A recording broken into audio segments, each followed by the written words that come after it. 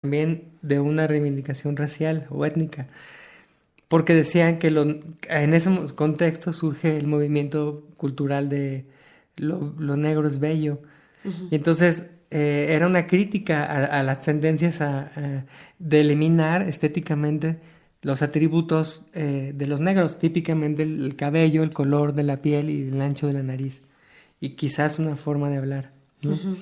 Entonces se reivindicaron esos rasgos e incluso se exageraron, ¿no? El ejemplo típico es el tipo afro que se llama afro de peinarse, que es dejarse el cabello. Lo que tú dices que no hace Obama, porque si no, si lo hiciera, tendría un rasgo étnico sumamente conspicuo. Entonces por eso tú dices que anda rape, ¿no? Bueno, el movimiento de los negros bellos, si tú buscas imágenes con esa frase, vas a ver mujeres con unos afros impresionantes. Ujú. Entonces estaban haciendo énfasis en no solamente no es güero, sino tampoco es lacio. Es una Ujú. afirmación con el propio cuerpo, ¿no? Del afro. Entonces, no, era reivindicación política y estética en los 60. Hoy en día, nuevamente vemos reivindicación política, pero estética no. Parece ser que lo estético todavía está un poco debilitado por el hecho de que muchas mujeres se alacian el cabello, negras, por ejemplo, ¿no? Ya está resurgiendo la idea de lo negro es bello, ¿no? Pero es interesante que el asunto del poder se ha institucionalizado en esta época. O sea, notablemente tenemos a Barack Obama, un presidente negro. Entonces, parecería que el poder sí se logró, pero solamente institucionalizado, o sea, lejos de cualquier intención revolucionaria, por un lado, y por otro lado existe una fuerte discriminación todavía con base en la apariencia, en la piel, ¿no? La gente, hoy en día, jóvenes generaciones se están dando cuenta de que por el hecho de tener la piel que tienen y por el hecho de que la historia les recuerda que sus ancestros fueron esclavos, no se trata de, entre comillas, una raza noble, sino una raza espuria, también entre comillas. Entonces tienen un estigma, ¿no? Entonces se están dando cuenta que ellos mismos, sin hacer nada, sin pensar de ninguna manera, sencillamente por ser como son discriminados. Y eso está generando un descontento en una generación joven, que también tiene, pues muchas, que llega a tener tintes más radicales, ¿no? Claro. Pero es lo que estamos viendo hoy en día. Sí, eso está bastante lógico porque ya llevamos muchos años en los que la sociedad y las personas que han escrito la historia sí se las han arreglado para plantar las semillas de la discriminación en nuestro consciente. Y nosotros ya no tenemos oportunidad de tomar elecciones, ya estamos muy adiestrados todos en que los negros que pueden ser criminales, que pueden ser muy rudos, que hay que tener cuidado con ellos, que no se andan con medias tazas, pero por otro lado, también ellos aportan muchísimo a la cultura, en este caso estadounidense.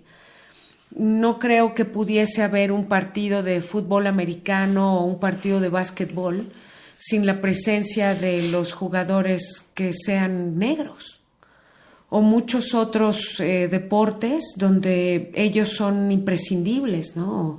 O todo lo que tenga que ver con la música y el baile, el mismo James Brown, ¿no? Que estuvimos escuchando al inicio, pero esto es antiquísimo desde que estamos en la época feudal.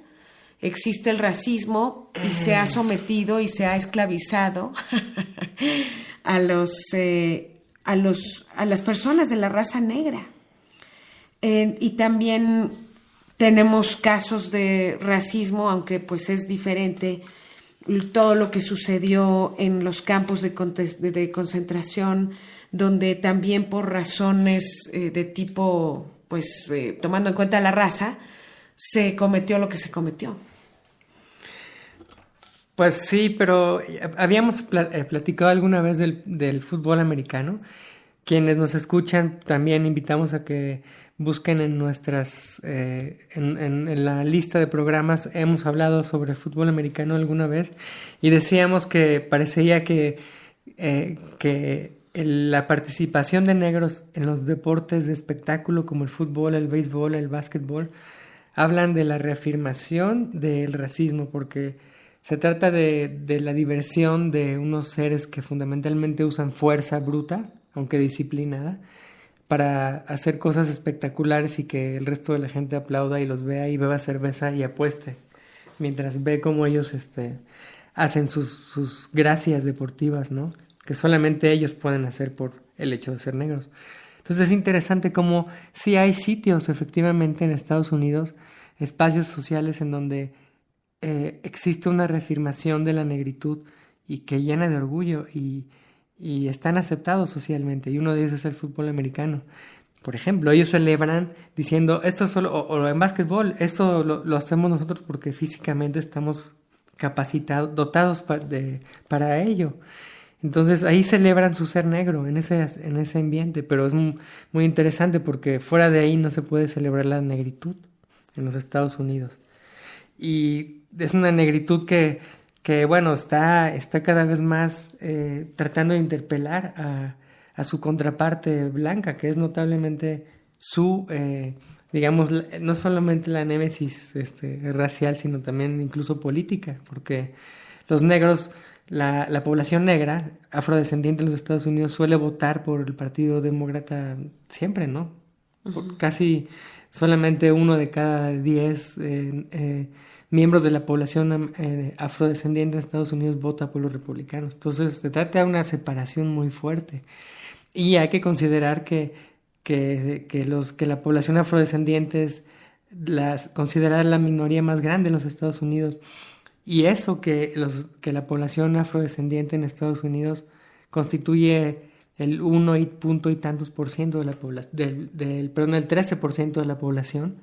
O sea, no es en realidad, realmente la población no negra es la mayoría en ese país, por eso se le considera la minoría más importante. Pero es una lucha así pues frontal hoy en día, ¿no? Es demasiado frontal y también demasiado descarada. Ya hay muchísimas noticias sobre la forma en que los policías están aniquilando a ciudadanos estadounidenses de color negro.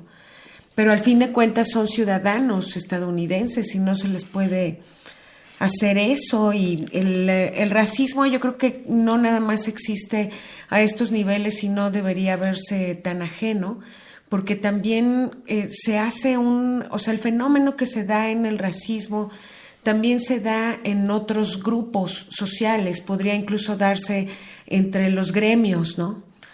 Existe un miedo al cambio y las personas que son de otro color y que tienen otras formas de expresarse y que tienen otros recursos también, tanto físicos como intelectuales y de talentos y lo que sea, causan cierto temor y hay personas que no pueden tolerar que haya algún cambio o alguna modificación a la forma en que ellos ven las cosas y cómo suceden y cómo se supone que tienen que ser.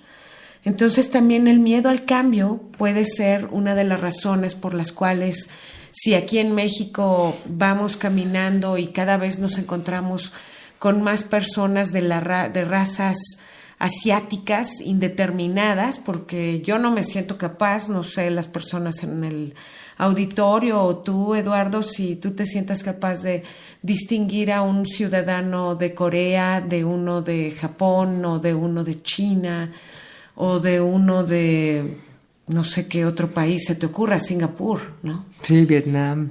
Tailandia, ¿no? ¿Podrías tú distinguir quizá del japonés? Yo creo que el más característico sería el japonés. Pero quién sabe, o sea, es difícil porque nosotros no tenemos casi contacto con esas razas, pero podemos ver que ya hay más ciudadanos de países asiáticos. ¿Qué sentimos cuando vemos a alguien que no es de nuestra raza? qué es lo que llegamos a pensar cuando vemos a una persona negra o vemos a una persona asiática en nuestras calles, ¿no? ¿Qué sentimos? Es interesante hacerse esa pregunta personal.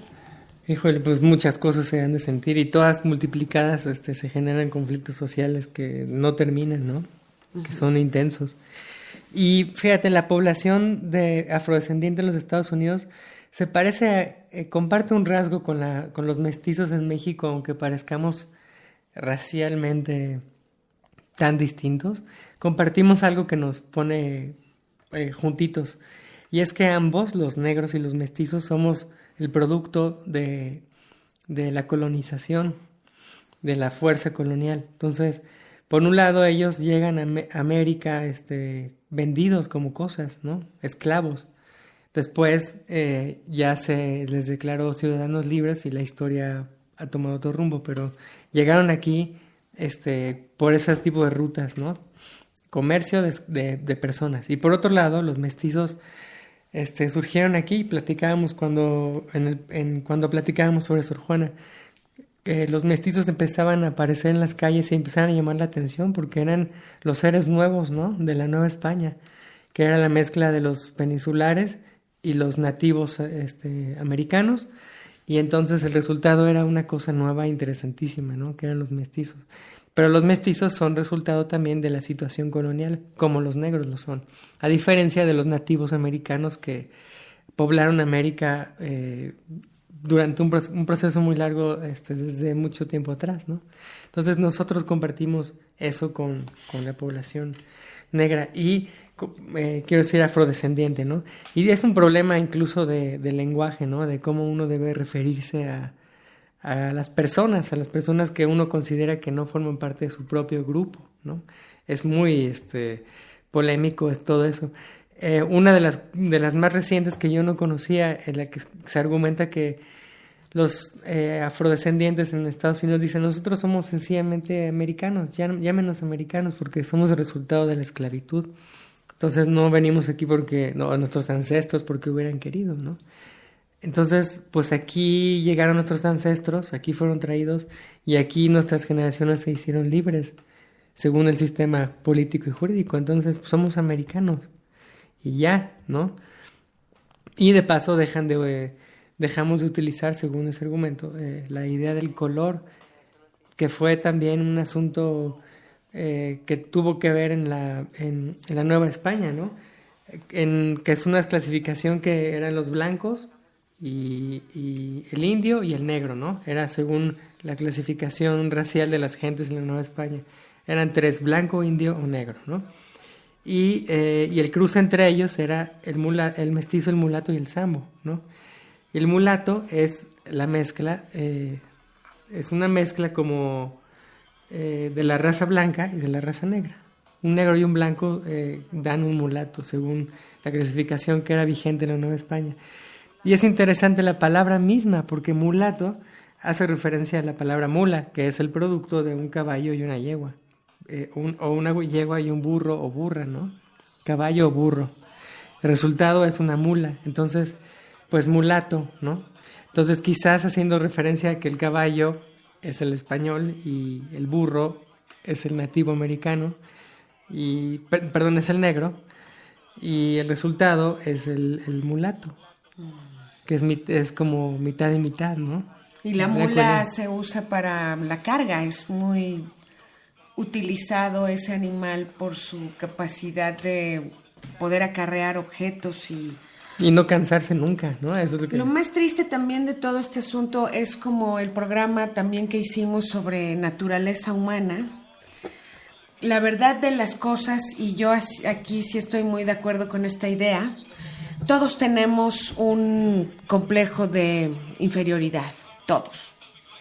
Es innegable. Y para poder establecer una supremacía es que hemos visto a los demás como algo que no debe tomarse mucho en cuenta o es algo insignificante comparado con nosotros. Y la segregación racial le da a los mortales esta magnífica oportunidad de cobrar una supremacía. Y entonces les hace creer a los del otro grupo social que son inferiores racialmente, y esto les da un placer de tipo sádico.